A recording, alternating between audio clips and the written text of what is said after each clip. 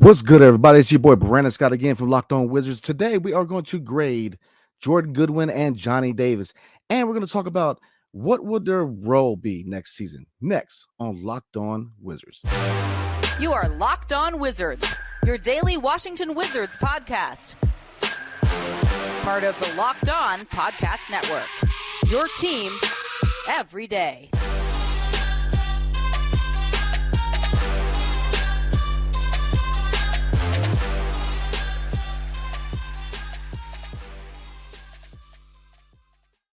What's really good, y'all? It's your boy Brandon Scott again. Thank you for making Locked On Wizards your first listen every day. We are free and available wherever you get your podcasts and on YouTube. Part of the Locked On Podcast Network, your team every single day. So let's get right into it today, or rather tonight. We are going to discuss the end of the season grades for Jordan Goodwin, aka Goody, and Johnny Davis. So we're going to start off with Jordan Goodwin. Now, Jordan Goodwin, as you know, started off with the Capital C Go-Go, the G League affiliate of the Washington Wizards, and he worked his way up from a two-way contract to a NBA contract. Now, how did he do it? We're going to look at his stat line real quick. Now, points per game, he averaged 6.6 points a game, shooting 44.8% from the field, shooting 32.2% from behind the arc. Free throw line, 76.8. He did average around 2.7 assists, 0.9 will round it up, around a steal a game, and 3.3 rebounds a game. So obviously, I said it all year long. Ed said it all year long. Jordan Goodwin, his MO is hard work, diving for loose balls, effort, the dog, a lot of what he contributes, you're not going to find in the stat line. If you look at the stat line, I get it, it's underwhelming, but he what he provides the team, what he gives his team is heart and a dog mentality. And really, he is really proven to be a ferocious defender. And it just he earned that contract. He earned that contract. So I don't know, a few things that I like about Jordan Goodwin. I already covered it. Toughness, man. The toughness. He's tough. He's got that dog. We talk about that dog, that toughness that, if you look at the Wizards, we have a lot of finesse guys. I'm not gonna say nice guys, but we need more guys with dog in them. We need guys that, like Trez, Montrezl Harrell when he was in DC, guys that with a little chip on the shoulder, the attitude, there's a time to be nice. And of course, it's a time to have a dog. And, most of the time the dog is going to be the much needed factor on the court. So, he definitely contributed a lot of toughness at the point guard position. Too, I mean, if you look at the stat line, again, underwhelming, but he always contributes, even if his shot's not dropping. Effort on defense. Look, 3.3 rebounds for a guard. So, he gets rebounds. That was one thing we noticed, especially in the second half of the year, or really all year long when he had playing time, is that he'll get up there and he'll get rebounds. So he's a guard who will go up there and get boards. Free throw line, 76.8. You kind of want to see that go up a little bit. And obviously the 3-point shot, which is one thing I'm going to cover when it comes to Jordan Goodwin. His shot needs to be a little more consistent. Your average is around 35% from 3-point. He shot 32.2. So he could definitely improve on 3-point shooting and mid-range. And obviously, all 3-point guards we have in the roster aren't really known to be slashers or guys who are driving the lane. But I would say out of the three of Monte Morris, DeLon Wright, and Jordan Goodwin has the most potential of driving the lane. And so, a lot of positives to take with Jordan Goodwin. A lot of positives because, again, you cannot teach heart, man. Can't teach it. And he brought a lot of heart to the second unit. And there's times when he stepped in and he started. And he showed that, yeah, I get it. He's not a long-term solution at the point guard position as far as starting point guard, but he can come in and start here and there. And depending on certain matchups, he was successful. So looking at assists, he settled into the role distributing the ball, but obviously we dealt with a lot of injuries this year. So it was a mixed bag with lineups. But 2.7 assists, you kind of want to see that go up. But again, if he's not the primary ball handler, like if you look at, a lot of questions going forward next year is, DeLon Wright is expected to be back. Monte Morris expected to be back, but, is the most likeliest of the three to be traded. And of course, Jordan Goodwin. So is he going to take second unit next year? Is he going to be, there's a lot, it really has to do with what his role is going to be next year. But I do believe he has a role and a place with this team. So again, I'm gonna cover it real quick. The biggest things I get from Jordan Goodwin and is the toughness and the fact that he contributes, even if his shot's not dropping. He finds a way to contribute with effort, with dying for loose balls, the toughness, the type of plays that you cannot categorize or stats. Just hard work, man. Just being a dog on the court. But if he needs to work on anything in the offseason, I would definitely say working on his shot, 3-point shot mid range. Maybe a little strength training, but again, out of the 3-point guards, and we've done grades for all three at this point. Jordan Goodwin, man, he's a baller, man. The fact that again, coming from the G League and earning an NBA contract shows a lot about him as a player and his determination to bring his game to the NBA level. So before we move on, we're gonna move it on. I'm gonna give you my grade when we get back, and we're gonna get into Johnny Davis and what his end of the season grade is. But before we move on, tonight's episode is brought to you by eBay Motors. For a championship team, it's all about making sure every player is a perfect fit. It's the same when it comes to your vehicle. Every part needs to fit just right. So the next time you need parts and accessories, head to eBay Motors. With eBay Guaranteed Fit, you can be sure every part you need fits right the first time around. Just add your ride to my garage and look for the green check to know the part that will fit or your money back. Because just like in sports, confidence is the name of the game when you shop on eBay Motors. And with over 122 million parts to choose from, you'll be back in the game in no time. After all, it's easy to bring home a win when the right parts are guaranteed. Get the right parts, the right fit, and the right prices on ebaymotors.com. Let's ride. eBay Guaranteed Fit, only available to U.S. customers. Eligible items only. Exclusions apply. And again, next week we're getting close to the draft lottery. So we're going to do a lot of draft videos within the next couple of weeks and look at draft prospects, especially after the lottery when we know we got what our pick is. We're going to get really into the draft coming up. So definitely tune in. So getting back into it, before we move on to Johnny Davis, I'm going to give Jordan Goodwin a B+. Reason for that is this. The fact that he worked his way up from the G League and earned the NBA contract, and when he was given minutes, he performed as a pro at the NBA level. I get it. He's not a guy who's going to fill up the stat sheet, but what he provides is what this team desperately needs, which is toughness, which is leadership to a certain degree. We need toughness. We need guys who are going to sacrifice their body to die for a loose ball. That's leadership by example. That's what we desperately need for this team is more leadership. And when people look at a guy who works his way up from the G League and earns his minutes the hard way, coming up here and providing quality minutes, that's leadership in my opinion. So we're going to move on to Johnny Davis. Now, Johnny Davis, as you know, was our most previous first round pick. I believe, and he struggled. He did struggle. He struggled mightily to the point where people by the All-Star break were ready to call him a bust. But he responded, worked his way up. He really got quality playing time down with the Capital City Go-Go. He responded. His game showed. They brought him up in the second half of the year, and he really responded. And you saw the potential that the Wizards saw in the draft when they selected him out of Wisconsin. So looking at his stat line, he averaged around 5.8 points a game, shooting 38.6% for field goal percentage, 3-point, 24.3. I get it. Free throw. Ooh, good God. 51.9%. Rebounds, he got around 2.3 and got about an assist a game. So, looking at the stat line, what is the most important stat?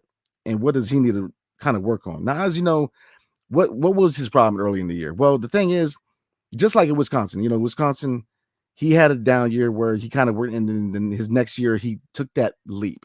And he kind of found that leap earlier in his pro career. He didn't even have to wait a whole year because, yeah, he struggled mightily, man. Like I said, a lot of people were ready to call him a bust, ready to write him off.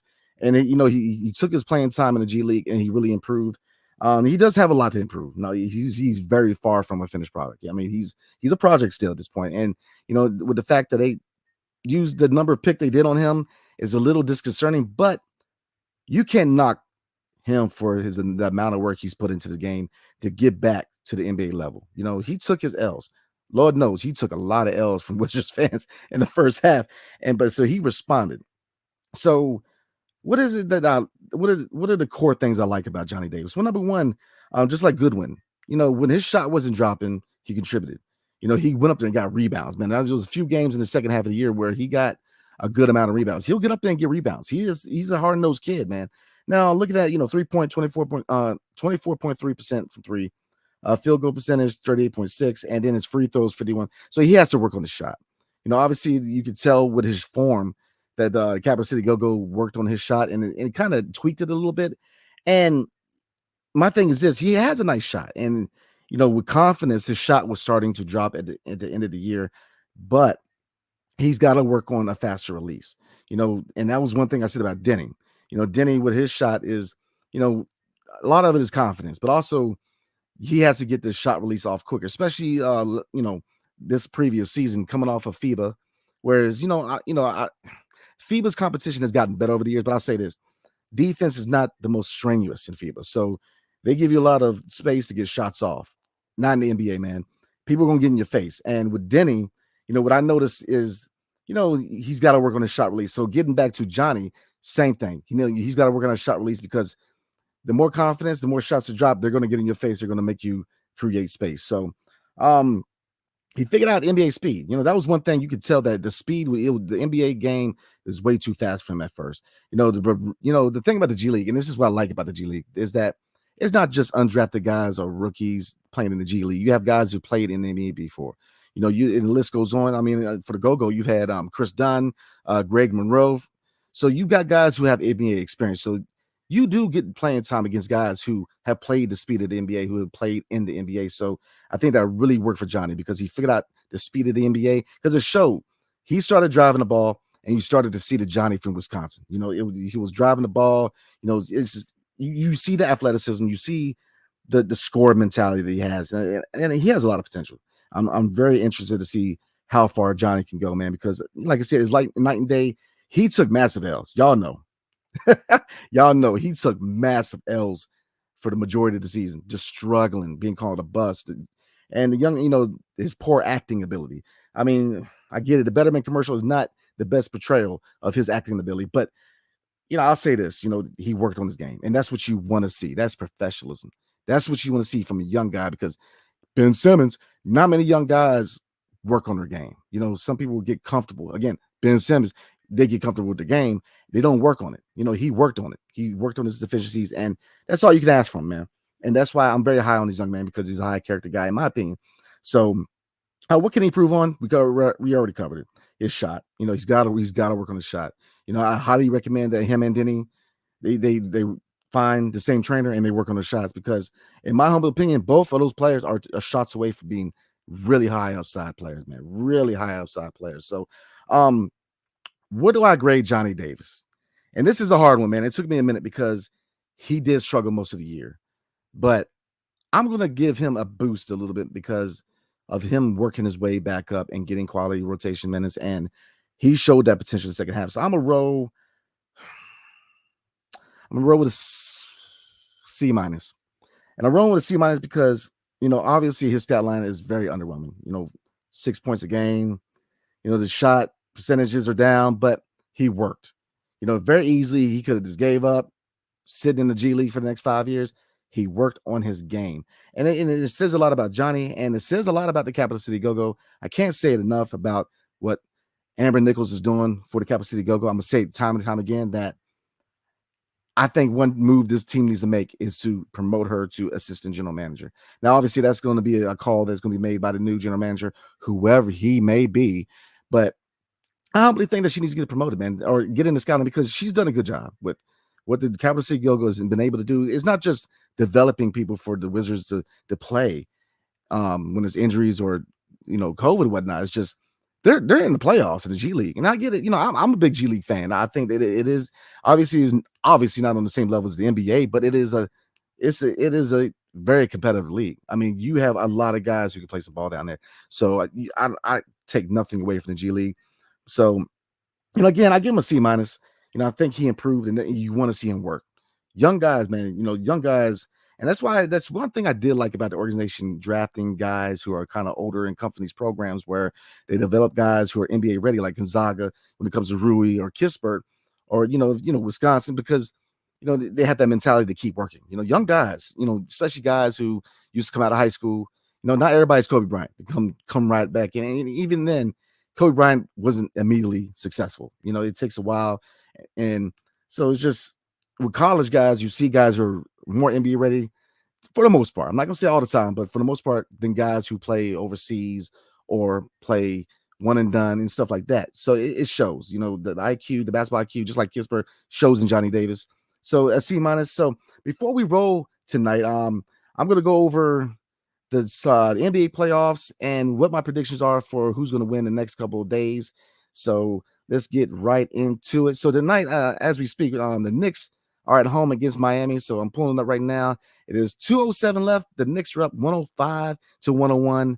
So I'm saying right now, if the Knicks pull this off, they might make a series of it. But playoff Jimmy, man. I mean, Jimmy Butler is just unreal in the playoffs, man. And I haven't always been the biggest fan of Jimmy Butler, but I understand the swag that he has because he's just a whole nother level in the playoffs. And then let's see, 10 o'clock tonight, Golden State hosting the LA Lakers. Obviously, the Lakers are up 3-1 on Golden State. So this is a very pivotal game for the Warriors. But I'm gonna say this, man. This is my prediction for the night before we roll out. I have Golden State winning it, man, because it's hard. I mean, it's just Curry and the boys, man. They're hard to knock out, man. So I think they win tonight. But I do have LA winning the series, but I think is going to go to a game 6. So I mean, we're gonna go ahead and wrap it up tonight. I appreciate everybody showing up. My guy, the real Ed Oliver, man. He got a much needed night off. So just I'm rolling solo tonight. So I definitely appreciate everybody showing up, man. Showing some love as always. And going forward, man, we are going to do a lot of draft content.